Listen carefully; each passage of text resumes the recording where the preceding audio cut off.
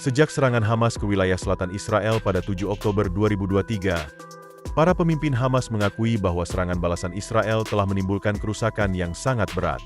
Mengutip The New York Times, Hamas menyatakan bahwa harga mahal yang harus dibayar rakyat Palestina adalah bagian dari perjuangan mereka untuk meraih kebebasan sejati.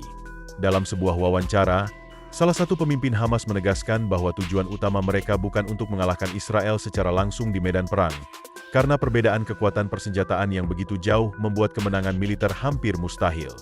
Namun, di balik pertempuran sengit ini, Hamas justru ingin memaksakan konflik berkepanjangan yang pada akhirnya mengisolasi Israel secara diplomatis, melemahkan dukungan internasional, dan menekan Tel Aviv agar menyadari bahwa kebijakan mereka terhadap Palestina tidak dapat bertahan lama.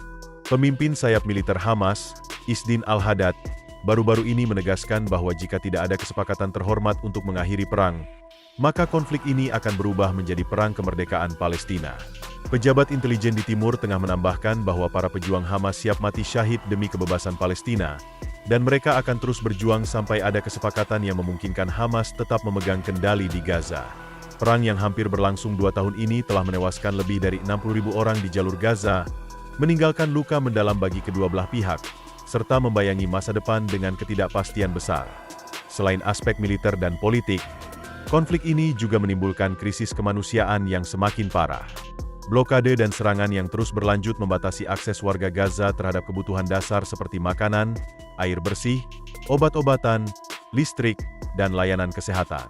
Kondisi ini memperdalam penderitaan rakyat sipil, sekaligus memicu tekanan internasional agar kedua pihak segera mencari solusi damai. Namun, kenyataan di lapangan menunjukkan betapa sulitnya perdamaian ditempuh. Hamas, yang dianggap simbol perlawanan oleh sebagian rakyat Palestina, menolak menyerah karena merasa hal itu hanya akan mempertahankan status quo yang mereka anggap tidak adil. Sementara Israel tetap berpegang pada alasan keamanan nasional dengan berusaha menghentikan serangan Hamas serta melumpuhkan kekuatan militernya agar tidak kembali mengancam warga Israel. Ketegangan yang tak kunjung mereda ini memperlihatkan kerumitan konflik yang bukan hanya soal pertarungan militer, tetapi juga menyangkut sejarah panjang, ideologi, serta kepentingan geopolitik yang tumpang tindih. Tekanan diplomasi internasional pun meningkat, dengan banyak negara dan organisasi menyerukan gencatan senjata serta dialog damai. Namun, sikap keras kedua belah pihak membuat kompromi sulit tercapai. Hamas percaya masih ada peluang kesepakatan tanpa menyerah total, dengan mengandalkan biaya besar yang harus ditanggung Israel akibat perang ini. Menurut analis politik Palestina, Esmat Mansur, Hamas bisa saja terpaksa membuat konsesi, seperti menangguhkan perekrutan dan pelatihan militer, serta menyimpan senjata di bawah pengawasan pihak ketiga, demi menjaga sebagian kekuasaannya. Di sisi lain, Israel terus menyiapkan fase kedua operasi Gideon Chariots, yang dikenal sebagai kereta perang Gideon. Media Israel melaporkan bahwa operasi ini akan segera dimulai dengan kampanye serangan udara besar-besaran yang diikuti serangan darat untuk menguasai Gaza City. Perdana Menteri Benyamin Netanyahu menegaskan bahwa pasukannya telah menghancurkan sebagian besar infrastruktur Hamas dan sedang membuka area kemanusiaan untuk mengevakuasi warga sipil. Namun, rencana pendudukan kembali jalur Gaza ini mendapat kecaman keras dari dunia internasional karena dinilai berisiko menghancurkan wilayah Palestina dan memperparah krisis kemanusiaan. Meski begitu, Netanyahu tetap mendapat dukungan sekutu terdekatnya, Presiden Amerika Serikat Donald Trump, yang bahkan memperingatkan Hamas agar segera menerima kesepakatan pembebasan sandera. Hamas menanggapi tekanan ini dengan menyatakan kesediaan untuk mendiskusikan gagasan gencatan senjata bersama mediator internasional. Meski detailnya belum jelas, langkah ini menunjukkan adanya celah kecil menuju jalan keluar politik, meskipun penuh tantangan. Bagi Hamas, menyerah bukan pilihan, karena mereka menganggap perjuangan ini sebagai misi besar untuk kebebasan dan keberlangsungan rakyat Palestina. Israel, di sisi lain, menegaskan bahwa perang ini adalah upaya memberantas terorisme demi menjaga keamanan nasionalnya.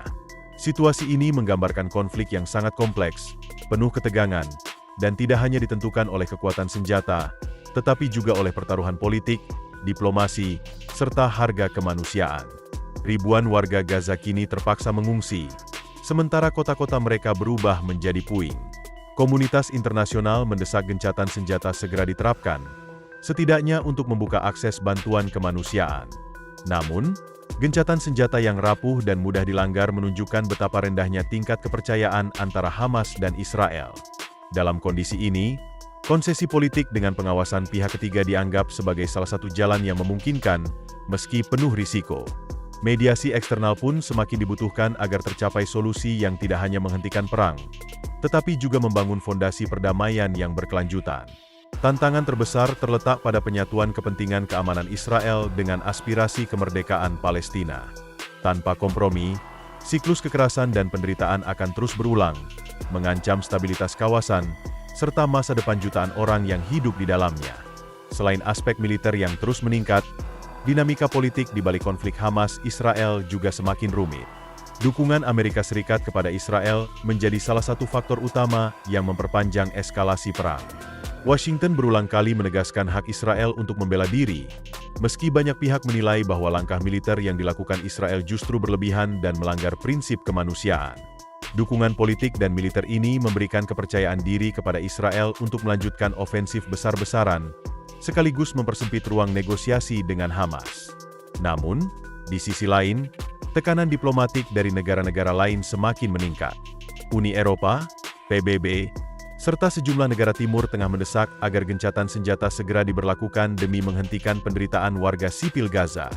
Tekanan ini juga diperkuat dengan aksi protes global yang menuntut keadilan bagi rakyat Palestina. Demonstrasi besar di berbagai kota dunia mencerminkan betapa isu Palestina masih memiliki resonansi moral yang kuat, dan hal ini menjadi salah satu faktor yang berpotensi mengisolasi Israel secara diplomatis di masa depan. Krisis kemanusiaan yang semakin parah di Gaza menambah urgensi penyelesaian konflik. Warga sipil terpaksa hidup tanpa akses memadai terhadap kebutuhan pokok, sementara rumah sakit kewalahan menangani korban.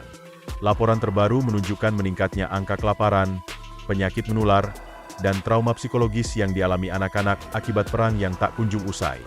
Situasi ini mempertegas bahwa meskipun konflik ini sering dipahami dari kacamata militer dan politik, pada akhirnya yang paling menderita adalah masyarakat sipil yang tak berdaya. Dari sisi geopolitik, perang yang terus berlanjut juga menimbulkan risiko melebar ke negara-negara sekitar. Iran, yang secara terbuka mendukung Hamas, kemungkinan akan meningkatkan dukungan logistik maupun politik jika Israel memperluas serangan ke jalur strategis lain. Sementara Mesir dan Qatar, yang kerap menjadi mediator, menghadapi dilema sulit karena mereka harus menyeimbangkan peran sebagai penengah sekaligus menjaga kepentingan nasional masing-masing. Jika konflik terus bereskalasi, ada potensi memicu ketidakstabilan regional yang jauh lebih luas. Masa depan konflik ini masih sangat tidak pasti. Jika Israel berhasil menekan Hamas hingga titik terlemah, pertanyaannya adalah siapa yang akan mengisi kekosongan kekuasaan di Gaza? Apakah Israel akan menduduki wilayah itu kembali? Ataukah komunitas internasional akan membentuk pemerintahan sementara dengan dukungan pihak ketiga? Tanpa jawaban yang jelas, kekosongan kekuasaan tersebut justru berpotensi melahirkan kelompok-kelompok baru yang lebih radikal. Hamas sendiri menghadapi dilema besar. Jika mereka menyerah, maka legitimasi sebagai simbol perlawanan Palestina akan runtuh. Namun jika mereka terus bertahan, rakyat Palestina yang akan membayar harga paling mahal. Inilah paradoks utama yang membuat konflik Hamas-Israel menjadi begitu kompleks. Pilihan apapun yang diambil berisiko menimbulkan penderitaan yang panjang. Selain dimensi militer dan politik, konflik yang berkepanjangan ini juga menimbulkan dampak sosial yang sangat besar bagi masyarakat di kedua belah pihak.